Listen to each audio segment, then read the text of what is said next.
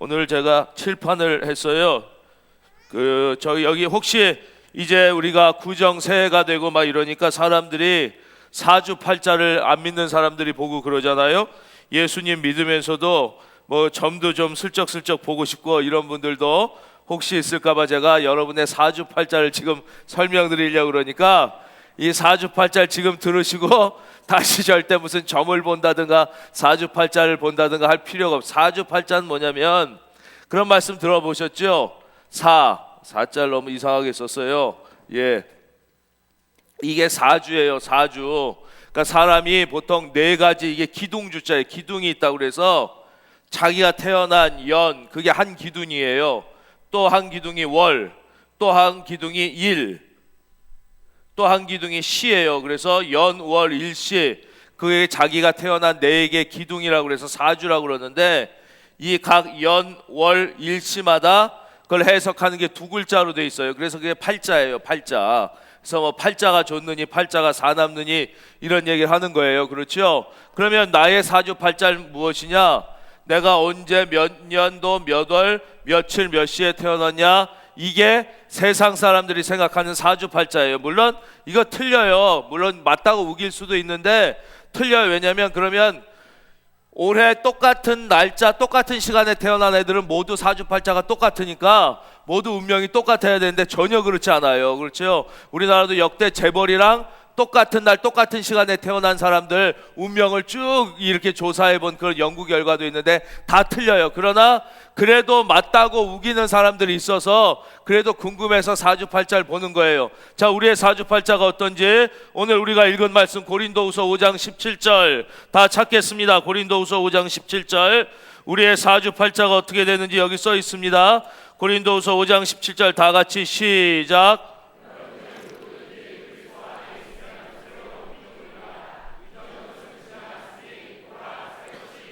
아멘. 우리의 사주팔자는 무엇이냐? 누구든지 그리스도 안에 있으면 새로운 피조물이라.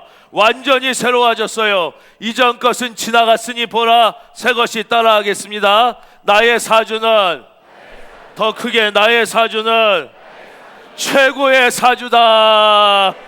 은혜의 사주다. 여러분 사주팔자 세상 점 두려워하지 말고 그리스도 예수 안에 있으면 새로운 피조물, 우리는 하나님의 자녀가 되었고, 생각해 보세요.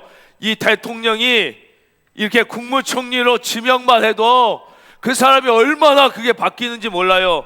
죄송한 말씀이지만 제가 얼마 전에 어느 신문사에서 주최한 어떻게 우리나라의 이 갈등이 심한 사회를 해결할 수 있는가 이 토론 프로그램에 이 초청이 돼서 갔어요. 그때 저와 같이 토론을 하셨던 분이 지금 국무총리를 하시는 정세균 국무총리라는 분이 오셨어요. 그런데 신문사에서 그 토론을 개최할 때만 해도 이분이 국무총리 지명되시기 전에 국회의장인데 전 국회의장이셨어요. 전 국회의장이실 때 이제 이렇게 이 토론이 됐어요. 우리 목사님 5분이랑 그분이랑 토론을 하게 됐는데 그 토론이 날짜가 미리 잡히고 이제 얼마 남지 않았을 때 이분이 국무총리로 딱 지명이 되신 거예요. 그래서 그 토론을 주최하는 신문사 측에서 좀 걱정을 했어요. 야, 이분이 진짜 이제 국무총리가 지명이 됐으니까 너무 바빠서 못 오시지 않겠나. 근데 다행히 오셨어요. 다행히 오셨는데 제가 그때 너무 재밌는 걸 느낀 게 그 바로 1년 전에도 그분이랑 같이 우리 목사님들 몇 분이랑 이렇게 토론을 진행한 적이 있었는데 그때는 기자가 그렇게 많이 오질 않고 현직 시장이 왔을 때 그 사람에게 관심이 많더라고요. 근데 이제 국무총리도 되지도 않았는데 국무총리 지명됐다 그러니까 기자들이 한 수십 명이 별대처럼 참여해가지고 그분을 막 비치고 막 그 토론회를 막 열심히 취재하더라고요.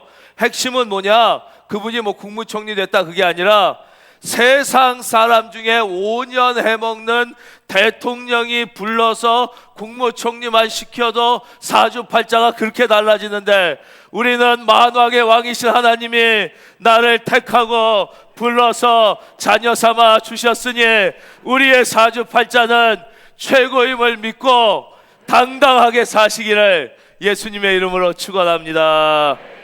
자, 이제 좀 조용히 얘기할게요. 사람들은 의식적이나 무의식적이나 다 자기 자신의 자화상을 가지고 있어요.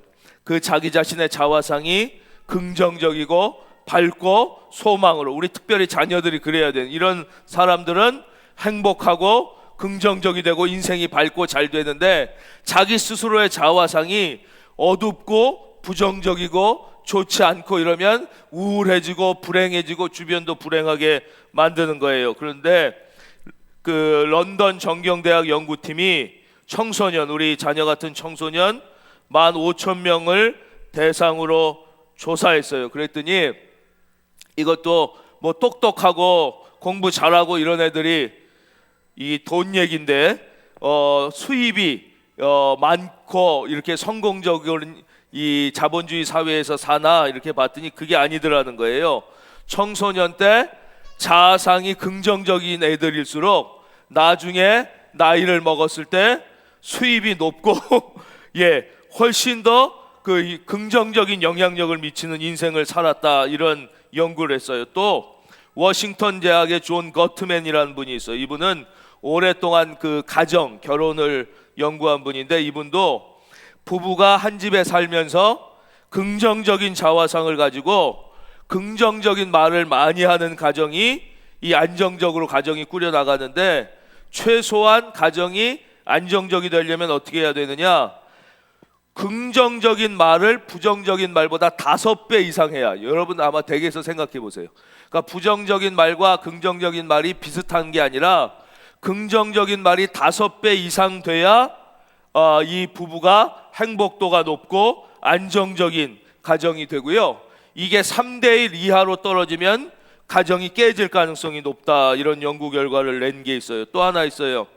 노스캐롤라이나 대학의 바버라 프레드릭슨 교수는 기업 연구가예요. 그래서 기업을 아주 번창하는 기업 20개, 그저 그렇게 유지하는 기업 20개, 점점 이 무너져가고 있는 기업 20개, 이렇게 그 세 부류로 나눠가지고 긍정성과 부정성을 조사했더니 어떤 결과가 나왔느냐, 긍정적인, 그 회사의 모든 직원들이 하는 말이, 긍정적인 말을 사용하는 게 부정적인 말보다 3배 이상 높은 기업은 보통 기업들이 계속 성장하고 번창하더라는 거예요. 그런데 이 긍정적인 단어와 부정적인 단어가 3대1에서 2대1 사이인 때는 보통 유지 정도 하더라는 거예요. 많이 해도 3대1에서 2대1 정도로 긍정적인 말이 많은 데는 유지 정도 하고, 2대1보다 적은데, 그러니까 1대1인 건 거의 망하는 거예요. 부정적인 말 한마디에 긍정적인 말 한마디인 건 거의 망해요. 2대1만 돼도 그 2대1 이하로만 떨어져도 대부분 기업들이 침체하고 가라앉더라는 거예요. 그러면 어떤 사람들, 어떤 기업, 어떤 부부가 이 긍정적인 말을 많이 하느냐, 그게 바로 스스로의 자화상, 자기가 속한 가정과 기업에 대한 자화상이 건강하고 긍정적일수록 말도 긍정적인 말을 많이 하게 되고, 그게 건강하지 못하고 부정적일수록 부정적인 말을 많이 한다는 거예요. 오늘 말씀 5장 17절 다시 읽어보겠습니다. 이제 결론으로 갑니다. 이 말씀은 읽기만 해도 크게 복이 되는 말씀이니까 한 번 더 읽겠습니다. 5장 17절 시작.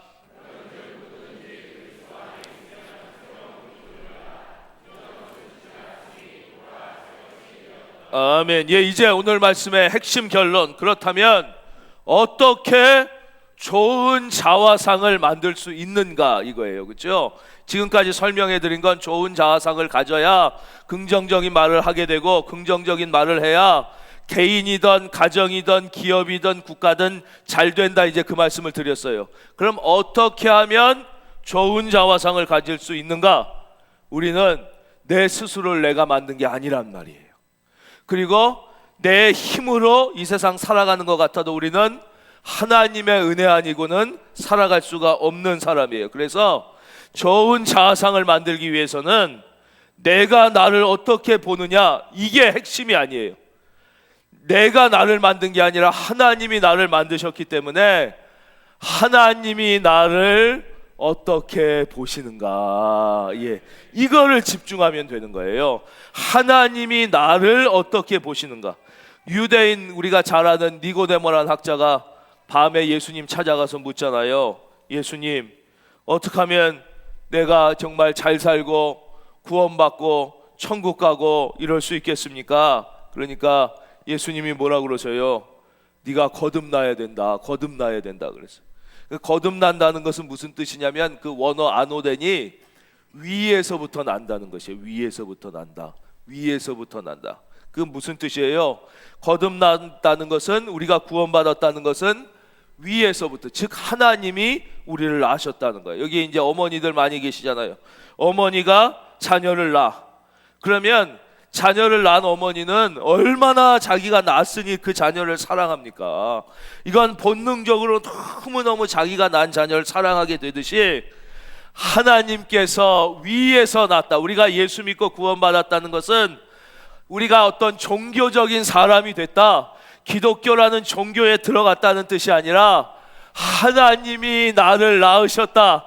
따라하겠습니다. 하나님이 나를 낳으셨다.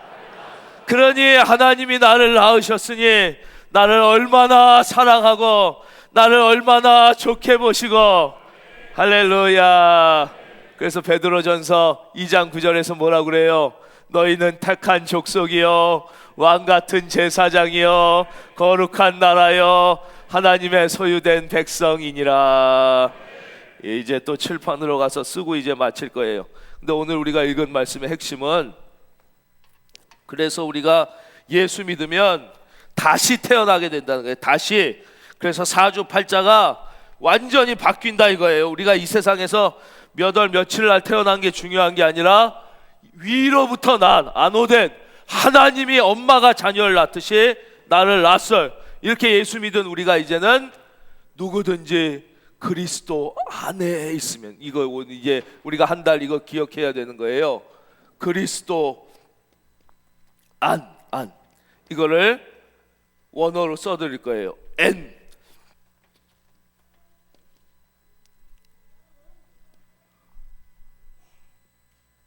이게 N 크리스도, 이게 그리스도 아니에요. 왜 잘난 척하고 이거 썼냐? 중요하니까 기억하시라고 반복하는 거예요. 영어는 좀 더 잘 아시죠? 이게 in Christ예요. 그리스도 안. N 크리스토스. in Christ. 그리스도 안. 야, 따라하겠습니다. 그리스도 안. 그리스도 안. 그러니까 누구든지 그리스도 안에 있으면 새로운 피조물이라. 그리스도 안은 우리가 구원받은 자들이 예수님의 말씀을 사랑하며 사는 거예요. 아주 극도로 단순화시켜서 말씀드리면, 내가 어떻게 그리스도 안에 살 수 있냐, 이거는 우리가 그리스도 예수님의 말씀을 사랑하면서, 할렐루야. 그래서 이번 2월달 우리가 어떻게 바뀐 사주팔자를 가지고 2월달 하나님이 나를 그 사랑하시는 사랑을 느끼면서 승리하며 살 수 있느냐? 답은 여기에 있는 거예요. 그리스도 안. 그리스도 안에 있다는 것은 우리가 뜻을 알 듯하지만 막연하지요. 이건 뭐냐? 예수님의 말씀을 사랑하면 그거를 지키려고 노력하게 돼요. 100% 지켰느냐, 100% 지키지 못했느냐, 이렇게 율법적으로 하나님이 보시는 게 아니라 우리가 그 말씀을 얼마나 사랑해서 지키려고 노력했느냐, 하나님은 그걸 보시는 거예요. 그걸 보시는 거예요. 2월 한 달 우리 사랑하는 큰은혜 교회 모든 성도님들, 예수님의 말씀을 사랑해서, 할렐루야, 그 말씀 지키려고 했을 때 하나님께서 우리의 인생 전체를, 우리를 낳으신 하나님께서 우리의 자화상을 바꿔주시고 우리의 인생의 순간순간 간섭하셔서 놀라운 축복으로 우리 자녀들 잘 되고 여러분 승리하시기를 예수님의 이름으로 축원합니다.